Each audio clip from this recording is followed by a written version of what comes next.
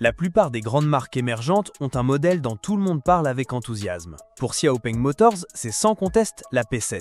À l'époque où les voitures émergentes étaient encore en pleine expansion, acheter une berline 100% électrique était incontournable. Les trois modèles 3, la Han et la P7. 5 ans plus tard, la P7 classique a enfin bénéficié d'une mise à niveau majeure. Dans cette vidéo, nous allons voir si la nouvelle P7 mérite son titre de nouvelle P7. L'ancienne P7 n'avait rien d'exceptionnel, mais elle était incontestablement classée parmi les voitures émergentes de l'époque. C'est l'une des principales raisons pour lesquelles elle est devenue un classique pour Xiaopeng. Lorsqu'une voiture est considérée comme un classique, chaque changement est une arme. Pour être honnête, j'étais un peu nerveux en voyant les photos espions de la nouvelle P7, mais la voir en vrai a été une véritable expérience. Au premier coup d'œil, elle est très reconnaissable. Si l'ancienne P7 était un gentleman élégant, la nouvelle P7 est une future guerrière musclée. En termes de taille, la nouvelle P7 est globalement plus grande et plus basse. La hauteur de la version standard, 1427 cm, était déjà la plus basse de sa catégorie, tandis que celle de la version à suspension pneumatique atteint 1407 cm. Le rapport largeur-hauteur est le plus élevé de sa catégorie, soit 1,4. À noter que le KSU-Ki Max voisin ne mesure que 1,36 cm. La première impression de la nouvelle P-Flag est donc sa carrosserie large. La sensation de faible ascension est impressionnante. La praticabilité est sans souci. La P-Flag utilise un bloc batterie très fin. Avec la suspension réglée au maximum, la garde au sol du bloc batterie est de 172 mm, supérieure à celle du modèle Y. Le coefficient de traînée du véhicule est de 0,21, nettement inférieur à celui de l'ancienne P7. Cette performance est due à de nombreux détails de conception. Tout d'abord, la face avant adopte un design inédit. Plusieurs bandes lumineuses forment un X futuriste, tout en maintenant la voie plane et en réduisant la résistance au vent.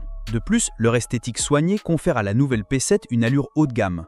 Le logo Xiaopeng est intégré au capot, apportant une touche de technologie et d'efficacité. Pour réduire la résistance au vent, la nouvelle P7 est également équipée de ventilateurs d'admission d'air actifs. Fermés, ils réduisent la résistance au vent et préviennent les pertes de chaleur en hiver, améliorant ainsi l'autonomie. Ouverts, ils améliorent les performances de refroidissement, notamment en cas de suralimentation. De plus, les montants A de la nouvelle P7 présentent un angle d'inclinaison très important, de 62,7 degrés, favorisant ainsi la circulation d'air vers l'arrière. Xiaopeng a également adopté un design de montant A dissimulé, donnant à l'habitacle l'allure d'une simple vitre, lui conférant une allure de supercar. À l'instar de la P7i, la nouvelle P7 est équipée de portes à fermeture électrique, indispensables pour une fermeture élégante. La nouvelle P7 affiche une largeur de 20 pouces, déjà plus haute que l'ancienne P7. Le modèle haut de gamme est encore plus grand, avec un maximum de 21 pouces. L'aileron arrière a été redesigné, pour atteindre 275 mm de large, le plus large de sa catégorie, ce qui améliore l'adhérence et la maniabilité. Bien sûr, pour une berline 100% électrique, un aileron arrière électrique est indispensable, et il est inclus. L'aileron arrière électrique de la nouvelle P7 offre 10 angles réglables, offrant un appui de 90 N à vitesse maximale. Je recommande son installation si possible. Sans l'aileron arrière, l'arrière serait un peu monotone. Globalement, le design est clairement perfectible. Mais pour Xpeng et pour le nouveau géant chinois, le design de la nouvelle P7 est incontestablement appréciable.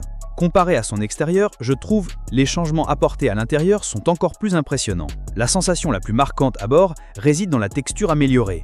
Le toit et les sièges sont recouverts de cuir anti-écrasement, pour un toucher et une apparence beaucoup plus luxueux. Autre amélioration, la carrosserie plus longue, qui offre un espace arrière plus généreux. Avec la première rangée réglée en position assise normale, la deuxième rangée offre 20 cm d'espace pour les jambes, environ 2 pouces, contre seulement 1 pouce sur l'ancienne série P. L'expérience aux places arrière de la nouvelle série P reste donc excellente.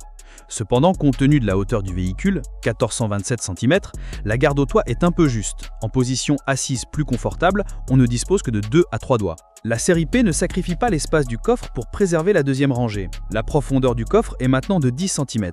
L'arrière présente également un design creux et un design à haillons, ce qui la rend nettement plus pratique que l'ancienne P7. Un coffre avant est également présent, mais il est moins spacieux que sur l'ancienne P7.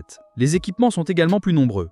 L'ancienne P7 ne dispose pas de système de séparation de phase mais propose désormais 3 types de coffres différents reliés aux conduits de climatisation. La nouvelle P7 est équipée du même ARHUD que la G7. Ses spécifications spécifiques sont clairement parmi les meilleures du marché. L'écran de commande centrale est conçu sur 3 axes, permettant des mouvements à gauche, à droite, en haut et en bas, ainsi qu'une activation vocale. L'écran pivote selon la commande vocale, ce qui procure une grande sensibilité. Le nouveau PC est également équipé de commandes vocales externes. Comme sur les autres voitures, vous pouvez l'utiliser après avoir enregistré votre empreinte vocale. 8 microphones sont répartis à l'avant, à l'arrière, à gauche et à droite avec 4 zones sonores. En cas de problème, vous pouvez ouvrir le coffre vocalement de l'extérieur ou laisser le système composer automatiquement une place de parking. La chip est identique à celle du véhicule. La configuration supérieure comprend 3 chips Turing et une chip 895P. Le panneau de porte a une touche tactile permettant d'activer des fonctions telles que le chauffage des sièges et l'ouverture du coffre avant. Le volant est également doté d'un réglage électrique à 4 directions, ce qui résout le problème du mauvais réglage et ne peut pas être déployé ni rétracté. Il est très pratique pour les conducteurs qui aiment conduire allongé. Les sièges sont désormais équipés d'un système de déplacement actif, qui, selon les officiels, peut s'activer en 10 millisecondes lorsque des changements dynamiques sont détectés. Toute la gamme est basée sur une plateforme 80 volts. 3 options d'autonomie sont disponibles, la 702 d'entrée de gamme avec propulsion, la 820 étendue avec transmission intégrale et la 750 étendue avec transmission intégrale. Toutes les finitions sont équipées de la charge rapide 5C avec une charge de 10% à 80% en un peu plus d'une minute. À juger des performances statiques, je pense que cette mise à jour P7 est une réussite. Tout en atteignant un dépassement de soi, elle conserve cette sensation unique P7. Elle reste immédiatement reconnaissable dans la circulation. J'ai hâte de la voir au déballage. Nous vous en dirons plus ultérieurement. À bientôt!